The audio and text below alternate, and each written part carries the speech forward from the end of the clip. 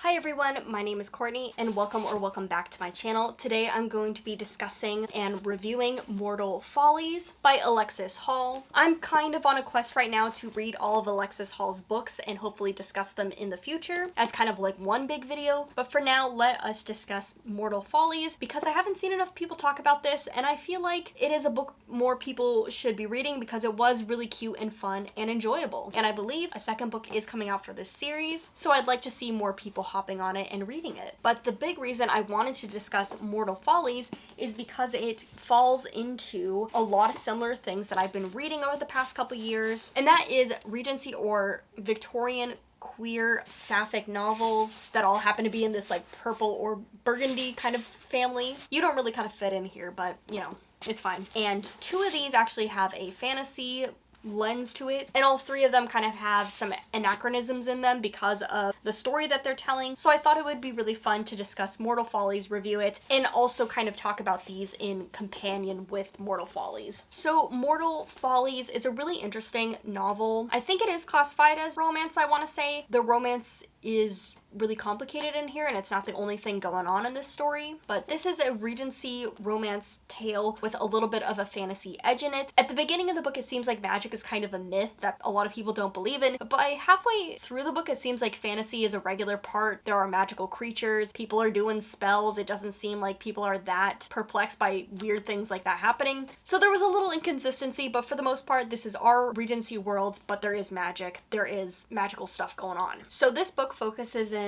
on Miss Maylis Mitchellmore. I forgot how to pronounce the first name, I'll be honest. I think she's called May though, so it's fine. And she is in high society trying to find a husband. Well, she's not trying to, but her family is kind of like, you need to find a husband kind of a thing. But you know, she's doing the society scene kind of ball situation, but she's unfortunately cursed. And her curse kind of leads her into having a chance encounter with the Duke of Annandale, who is Lady Georgiana Landrake. And she is kind of this aloof person in society. People have a lot of assumptions about her because of the deaths in her family, but Miss Mitchellmore is instantly drawn to Lady Georgiana when Lady Georgiana helps her out, and from there it is them trying to break the curse. And this story is interesting for a lot of different reasons, not all of them successful, but I really admire the author for trying to do something new with what feels like a very typical kind of story. So in this book we have a narrator, right? We are not in a dual POV situation like you have for a lot of romances. Instead, we are following the character of Robin, who is the narrator, who is a fairy who's kind of watching these characters to kind of get the story out of them so that Robin can tell the story to their master. And Robin is kind of loosely supposed to be Puck the fairy from like Shakespeare times. And so Robin is just a really enjoyable character. I personally really love them as a narrator. If you read the first chapter of this and you don't like Robin, you're probably not going to like this story, but I really liked what they added here. I just thought they were a really fun addition. Although I will say, adding a narrator to a romance story does have its drawbacks. We are not with the characters personally, so we're not getting every little facet of their mind. We kind of have to infer what the characters are feeling from the outside, which gives us a little bit of distance. Sometimes the distance is good, sometimes it is not as good, and I would have liked to be closer to the characters, but I really liked Robin, so I don't mind their addition to the story. And the other interesting thing about this book is that, you know, it's all about breaking the curse, and that kind of remains the main plot thing that they have to deal with throughout the entirety of the book, but like in a way we kind of reached what I thought would be the resolution, and I realized we were only halfway through the book and the book keeps going after. Curse isn't like broken until the end like traditional books, but like the story feels like it's coming to an end, but no, it's continuing. There's still stuff going on, and I really liked that. It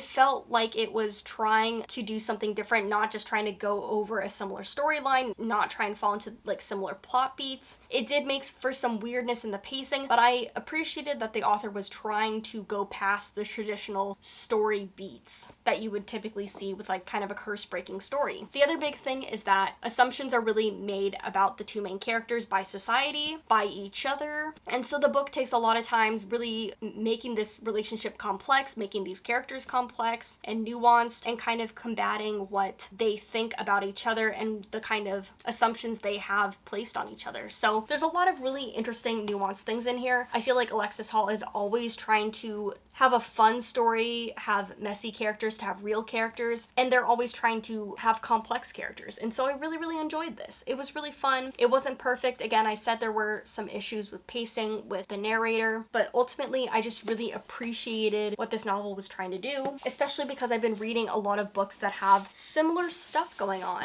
So I have Don't Want You Like a Best Friend by Emma Albin. This is one book that I reviewed already this year. This is Victorian times, but it's about Beth and Gwen who are meeting each other on the scene. They both need husbands for different reasons, but they fall in love with each other instead after a growing friendship. And it's like very messy, very chaotic, very romance tropey, but like really fun because it plays into it. And then last year, and I believe the year before, I also read 2 other similar books. So Long Shadow is in the Olivia Atwater series. This is the only sapphic book in that series, and it is following Abigail Wilder, who is a character we see from a previous novel. And Abigail is a magic user in this, again, Regency society where there is magic, there are magicians, and they meet Mercy, another magician, and together they are trying to discover this curse or this weird thing that is happening in society. And then the final novel that I read a couple years ago is The Ruthless Lady Guides to Wizardry. This is a little bit different than the other ones because it is not happening in our world. It is a completely separate world, but it's definitely like based around the principles of like Regency Victorian kind of society. So we have Delhi, who is a fire witch,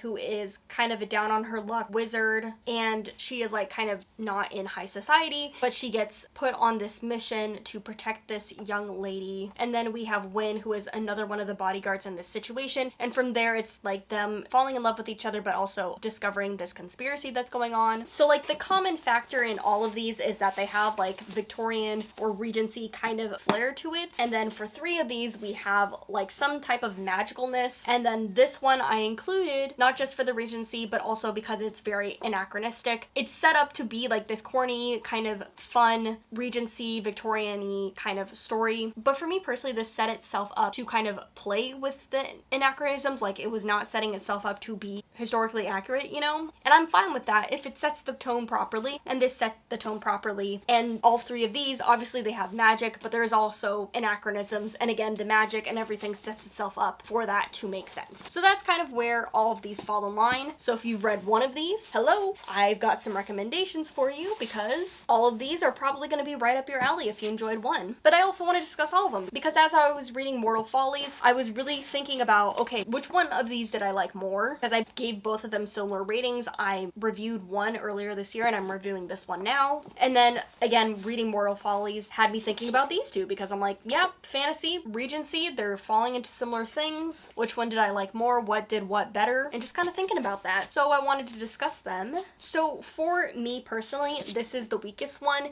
It really struggled with pacing. It takes on this kind of flowery writing style, this kind of, I don't know if it's supposed to be an imitation of like how people talked back then. For me, it just didn't work because at certain action points, you just have to let the writing fall away so that you can understand what's happening. And for me, this personally just felt a little bit overwrought, and the pacing really suffered because we were really stuck in this kind of clunky dialogue. It's one thing if the dialogue works, it's another if it doesn't. And for me, this just didn't work. So it ended up being kind of a disappointment for me, but I could see where other people would really enjoy this. And if you liked one of these, but you want more of the fantasy, if you want just a really cute romance, I remember really liking the romantic lead in here, this is an option. But that is going to be like my lowest one at like a 2.5, 3 stars, solid read, just like definitely not my favorite. And right above that, I have Long Shadow, which is definitely my least favorite in this series. Unfortunately for me, the romance just didn't really work. I just was kind of bored by it. I don't know, it just didn't feel the connection for them. And the other thing, I have to be honest about this. If I'm reading Regency Victorian stuff, I am personally just not a street rat lover, you know? Like I'm reading one of these because I want escapism, I want the fancy balls, and I want all the drama and all the ridiculousness.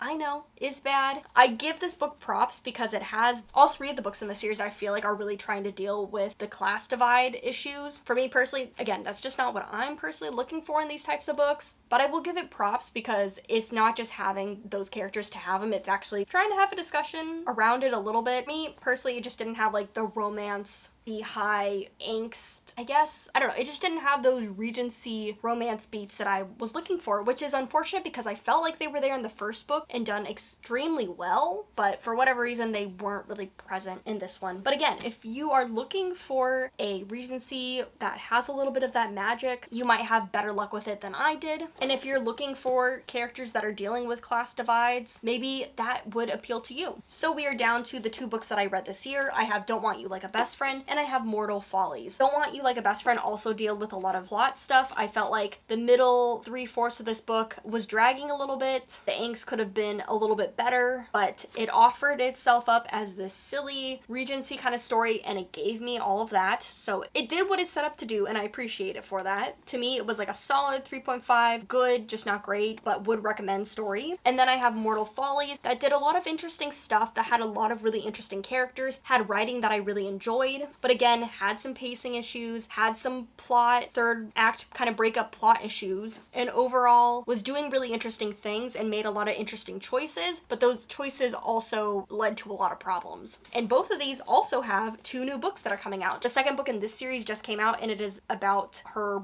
cousin or her brother getting with somebody, while as Mortal Follies is dealing with the main character's cousin, again, male cousin, falling in love and having a romance with somebody else. I will say both of these are living in societies that are not okay with same-sex relationships. Long Shadow also has this problem, but it's not really a big deal for these characters because they don't really care about society. And then this one has a really interesting same-sex relationship setup kind of deal. But yeah, if you're looking for a book that has acceptance of same-sex relationships, this is a one to go for because none of the other ones do. But there's a lot of similarities in here. The big difference is just going to be tone. I think this one had a little bit more of a serious tone. The playfulness is just really different, where this is going to be the playful tone from just like kooky, crazy plot, just a little bit of over-the-topness. And then of course this has fantasy and this doesn't. I would say like both of these I enjoyed. I think I gave them very similar ratings. This is what I'm going to read if I want, you know, just silly fun times. This is what I'm going to read if I want just really good characters, a really good story. And so I feel like that's why Mortal Follies might win out and be a little bit ahead of this one. But both of these are really great, and I do think they're comparable. I feel like if you would like this one, you should try this one. If you liked any of these, you definitely have some good recommendations now, I hope. But yeah, that is going to be my review of Mortal Follies. I would love to know what you thought of it if you've read it. If you've read any of these, let me know if you're going to read the rest of these, or if you're going to pick one and read one, which one you're going to go with. I would love to know, but thank you so much for watching. I'll see you guys later, and happy reading!